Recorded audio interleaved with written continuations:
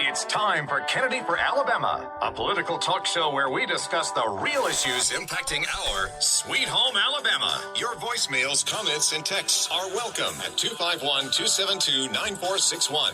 And now I am pleased to continue the libertarian theme for the evening, and by welcoming Mr. John Sophocleus to the show. Thank you for having me on, Robert. Good day. Hey, it is a good day indeed. And just as circling back to what I had said at the very beginning of the program, when we started Kennedy for Alabama, we wanted to create a place for, at the time, Democratic candidates to be able to come on and get their views to the voting public directly without any of the traditional filters that happen when it goes through some of the traditional journalist funnel. And so I was very pleased to see that the Libertarians have fielded a complete set of candidates.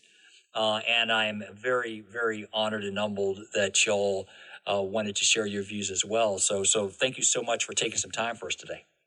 And what a splendid idea to try and get things out unfiltered. And it's a little disappointing how few and just in general, races have competition from both parties. I believe 50 of our candidates are in two-way races where it's just a Democrat and Libertarian, and most of them are just a Republican and a Libertarian. I thought we were supposed to have competition and the ballot was supposed to be sacred and convey information. I just don't see that happening in the current situation. Well, regardless of where it is that we ultimately stand on this political spectrum, we know that steel sharpens steel. So the more competitive that we are as a society in pursuing these elected positions, the better positioned we are to hold our elected officials accountable, independent of what party they end up sourcing from. So we indeed, iron sharpens iron is one of my favorite scriptures. Indeed. So hey, before we get into the particulars of your platform, just take a few minutes to introduce yourself to the listening audience so they know a little bit about who you are. Very well.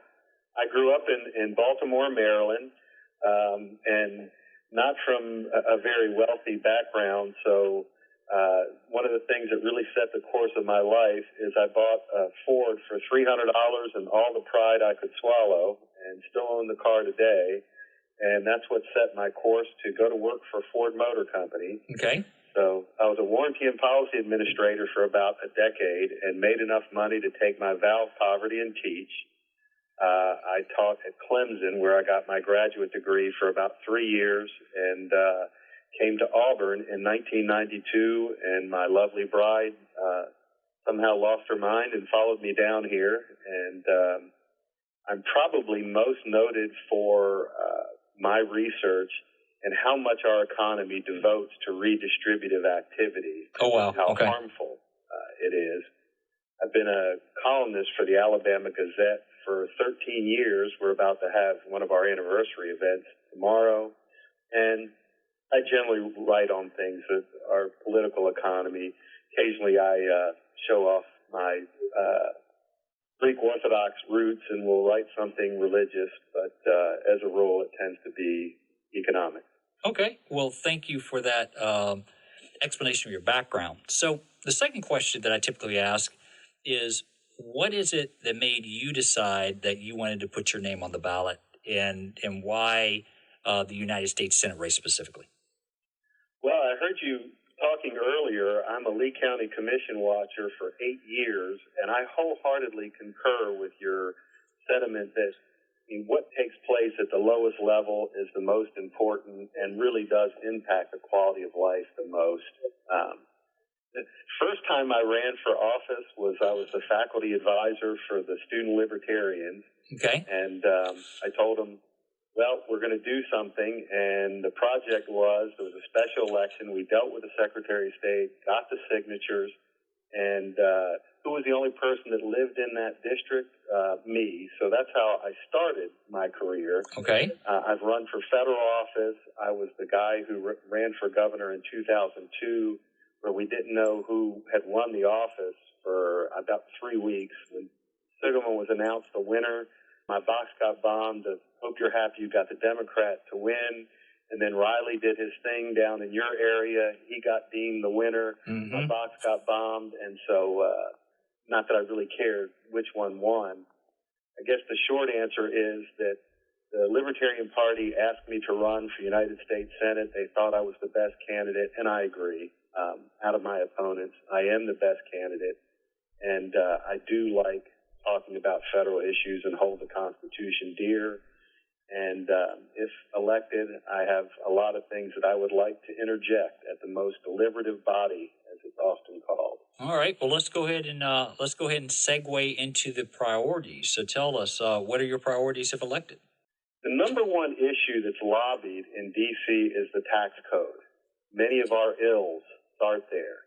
Article 1, Section 8, Clause 1 of the U.S. Constitution says taxes are to be uniform. Okay. I don't think that folks would argue we have much uniformity. It's something designed to pick winners and losers.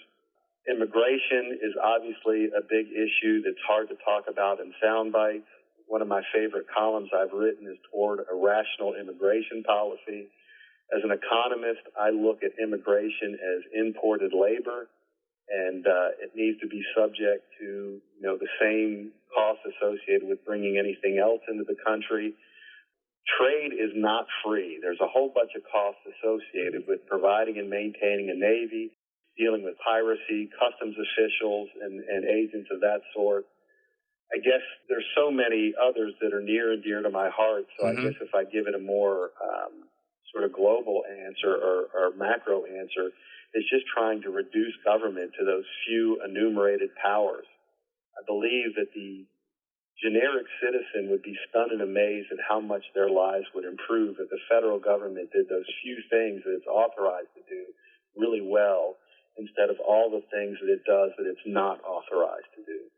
So I'm actually going to pull that thread just a little bit, because one of the things I think is important for the audience as they're listening to you is to understand what makes a libertarian a libertarian. And that fourth priority that you just talked about, which was limiting government to its enumerated powers and not necessarily things beyond that, I'd just love you to talk about that a little bit more and help them understand why libertarian versus Democrat or Republican. Sure. One of the required readings on my syllabus is a copy of the United States Constitution, and I'll actually have them read excerpts of it and then have a quiz on it the next day. Okay. So for me, that you become an extremist when you go outside your authority. So as long as the federal government does what it's designed to do, I have no problem with it. I keep a copy or a pocket copy of the Constitution with me at all times campaigning. And when somebody says, I'd like you to consider this or consider that, I say, great. Tell me, Article X, Section Y, Clause Z, where I'm authorized to do that, and I'm all ears. If it's not there, then I have no authority to do it, and I don't plan on doing anything of that sort.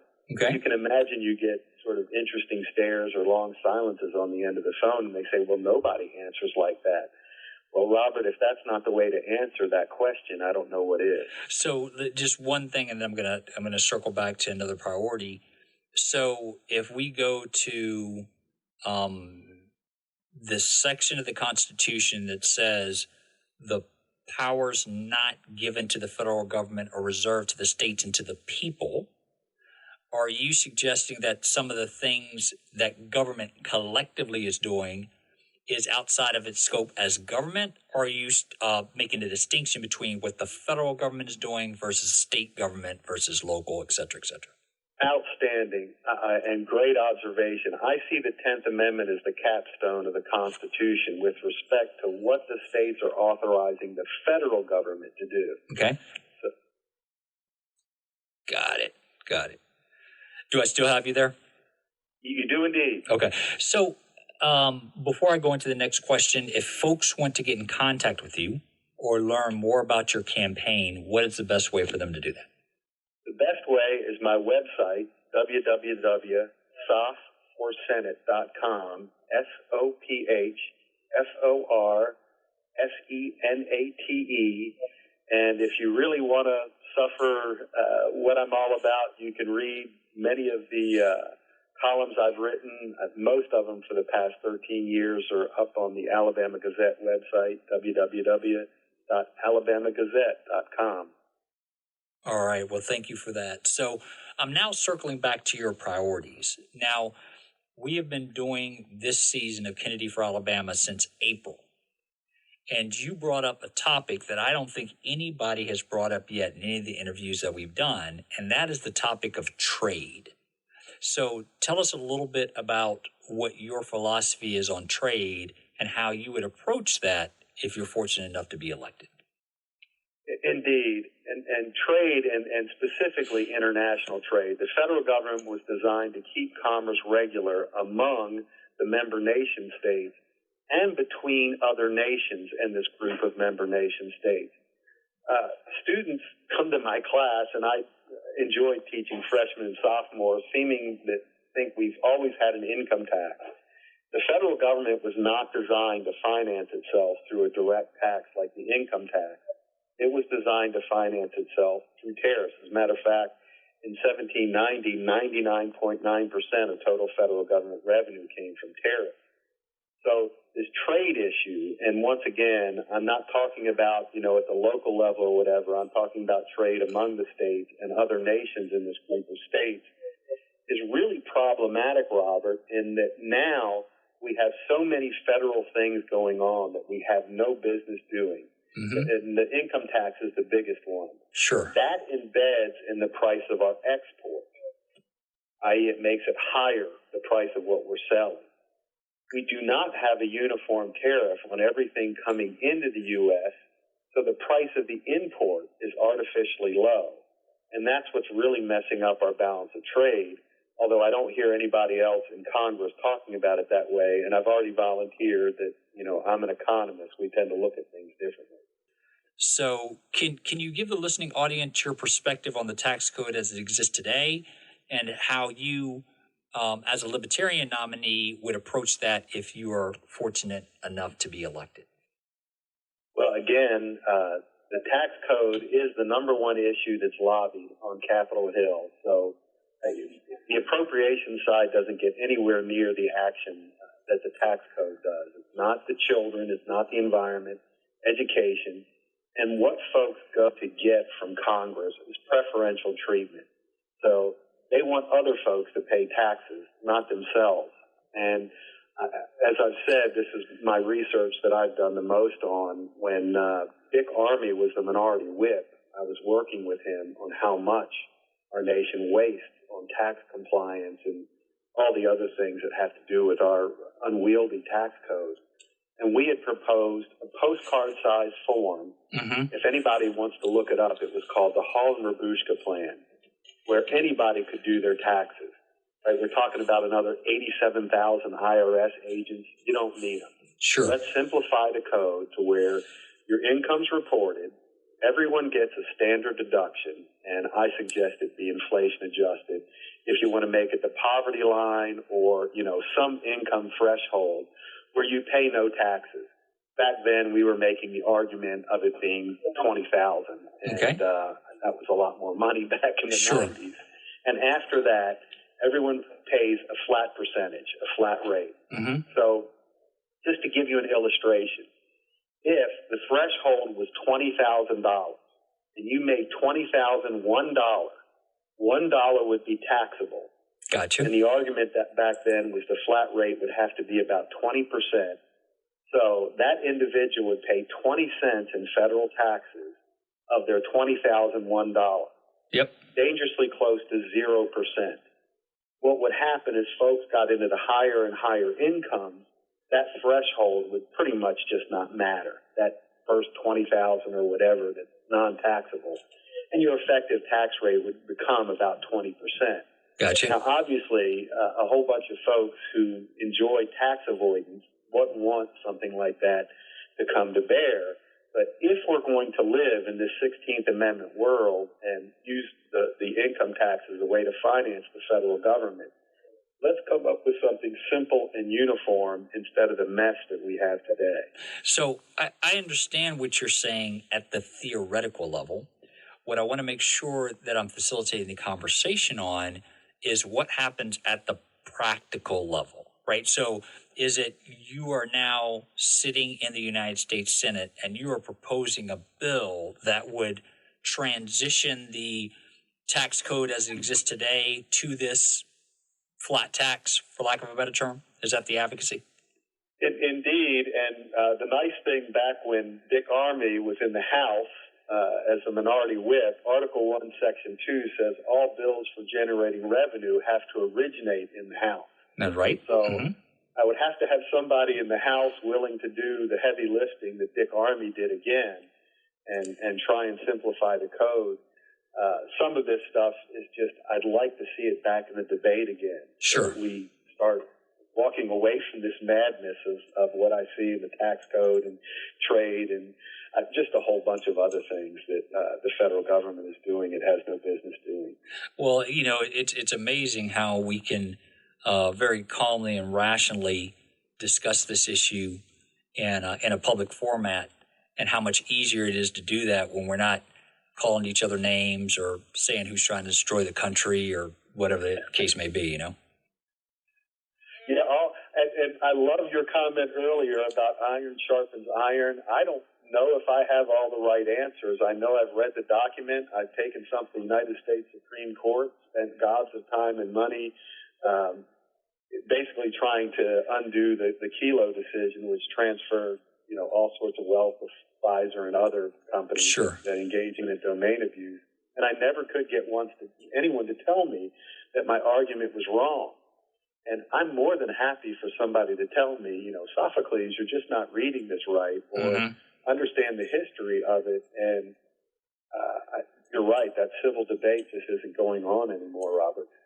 Sure. So hey, we're coming to the end of the program, but I did want to give you a minute or two to talk about immigration. So what's your cut on that from a solution perspective?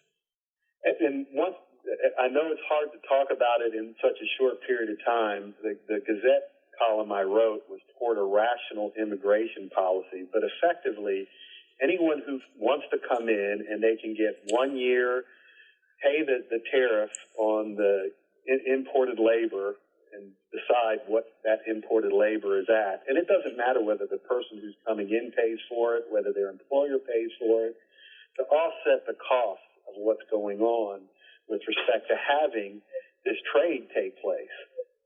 In the Constitution, companies, patents, copyrights have protection for 17 years. I argue the same thing with respect to imported labor. If you want to get your card and pay the tariff for 17 years, then you can get your vetting and decide to become a citizen. If you want to pay all 17 years up front, fine, get vetted and become a citizen. Currently, we have tens of thousands of dollars per person being wasted on immigration attorneys instead of having a rational, uniform type immigration policy. And nobody seems to bother or say anything about the immigration attorneys making gobs of money any more than, all the tax accountants that are making gobs of money over our complex tax code. Sure. Well, hey, that is going to have to be the last word on this particular topic for tonight. Well, thank you so much for joining us on Kennedy4Alabama and sharing your views on the issue of the day and explaining what your priorities would be if you are elected. Thanks for having me. All right. You take care and be safe out there on the campaign trail. You do the same. All right. So just to summarize right quick, this episode of the program has been focused on our friends from the Libertarian Party. We had the opportunity to interview two of them. The first was Dr. Jimmy Blake, who's a Libertarian nominee for governor of the state of Alabama. And the second was Mr. John Sophocleus, who is a Libertarian nominee for United States Senate. We're going to ask everybody in the listening audience, make sure that you put November 8th on your calendar. And regardless of who it is you decide to vote for, it is very important to participate in the process and to let your views be known. And just also remember, it's not only limited to the candidates who are on the ballot. There are also a number of constitutional amendments that are going to be there as well. So with that, we're actually going to end this show. Thank you guys so much for tuning in and continuing to provide us with your support. So until next time, I am Robert Kennedy Jr., and this is Kennedy for Alabama.